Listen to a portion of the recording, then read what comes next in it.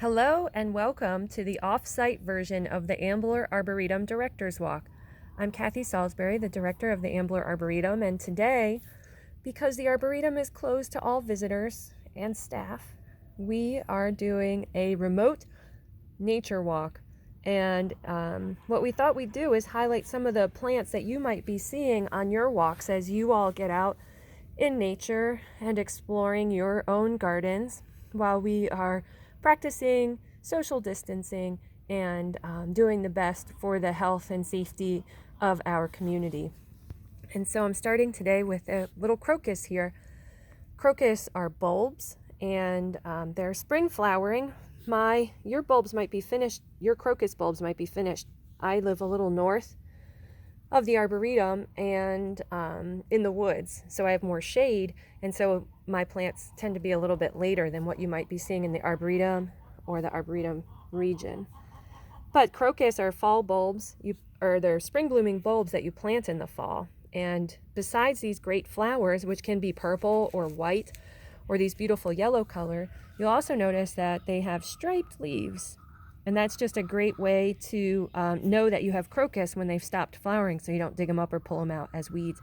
If you want to grow crocus, you can purchase them as bulbs in the fall and plant them, and then they'll be up in the spring. I just planted these this past fall. The weird noise you hear in the background are my chickens making noise. They want to know what I'm up to and why I'm not feeding them or giving them treats. So we're going to head up the pathway to another plant here. And so the next plant is seersucker sedge. And seersucker sedge is another native plant that has a really cool flower blooming right now. You can see the flower is very interesting. Look at that. It's so neat. So that's the flower of seersucker sedge. It's called seersucker because the foliage gets wrinkles in it, kind of like seersucker fabric does. Here you can see there. But sedges are a group of plants that are grass-like and come in lots of different colors and textures, leaf widths, and landscape uses. So I always tell people if they have a landscape problem and they have trouble growing something in a particular part of their landscape, that there's a sedge for that. They can find a sedge that'll grow in dry shade and dry sun and wet shade and wet sun, so you can always find a sedge for your landscape challenging spots. And the deer don't seem to bother them, which is really important at the Arboretum and also here in this garden because I have lots of deer. The other plant I want to show you in this area has these leaves. The new leaves have not started coming up yet here, but this is the leaf of it. It's kind of mottled, this dull green color here. But here is the flower coming up. Can you see those? So this is our native pachysandra. The flowers kind of come up before the leaves do in the spring. And this is native to the southeastern portion of the United States in the Appalachians and that kind of area.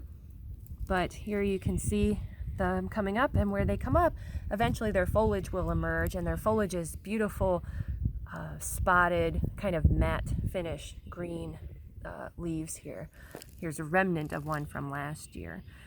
So this is our native pachysandra. We're going to go up and take a look at the non-native pachysandra so we can compare. Here's a good example of the wrinkly foliage on seersucker sedge and why it's called seersucker sedge. How cool is that? Love this stuff. Okay, walk up the pathway here.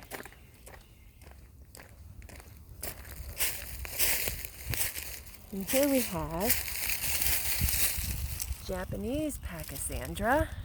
If you can see, there's a bee on the pachysandra there, hanging out. Even though it's not native, honeybees aren't native either, it's gathering nectar and pollen on this beautiful warm March day.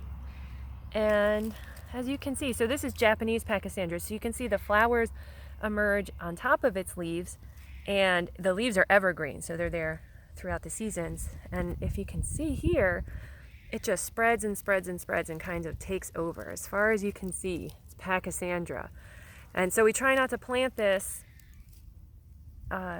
especially near natural places and woodlands, because it can take over and outcompete the plants that should be growing, like our native wildflowers and our native sedges, like the seersucker sedge we just took a look at.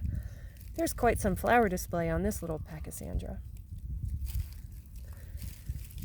All right, we'll go take a look at a native plant now. Look at all that pachysandra. Oh, actually, we're gonna look at a different plant here. Not native first. So this is hellebore. And hellebores are not native. You see them in a lot of gardens. You probably won't see them out in the trails or the parks where you might be hiking because they're not native, but they are planted a lot. They bloom, sometimes they're called Lenten roses because they bloom around Lent. And you can see they have evergreen foliage here. So that persisted through the winter, and the deer don't bother them. The deer do not like these. Honeybees are visiting these as well today. And hellebores tend to have flowers that look down at the ground. So what you need to do is kind of take a closer look at them. You can look at the insides of the flowers. You can see how beautiful they are. See how pretty? Sometimes you have to peek. You have to get a flower to look up so you can see how beautiful it is. But that's hellebore. Really pretty. So you'll probably see these around as you're walking. They bloom for a long time too. Now this shrub, you can see here, next to the boulder here, is blooming yellow, tiny little flowers. Let's get closer up to see that. They're tiny flowers. And this, did you guess it yet? You probably know. This is spice bush. So spice bush is a native shrub, and it's found all through our woods, and the deer don't seem to like to eat it. So we find it in abundance in our woods. So if you walk on a hike in the woods right now, almost anywhere in the region around here, you are likely to find spice bush blooming. And spice bush, one thing I encourage you to do with spice bush is to scratch the bark very gently in a small area. Let's see if we can focus in on this here. If you scratch the bark gently in a small area,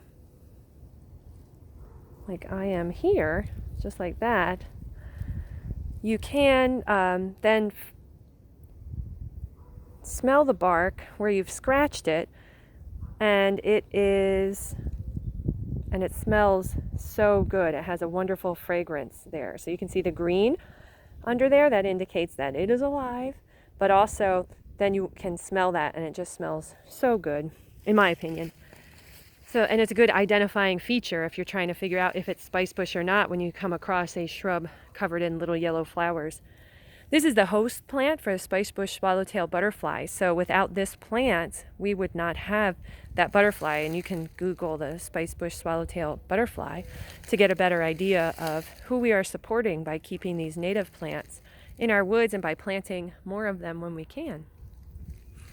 This shrub gets red fruits on it. If it's a female, there's male and female plants. If it's a female, we'll get red fruits on it, which are eaten by wildlife, but also can be eaten by us. They can be used as additions into baking and cooking and have a spicy taste to them. All right, so we're going to go visit one more plant that I am so excited about having here. Going to walk up the driveway a little bit here. And here it is. Okay, so here we have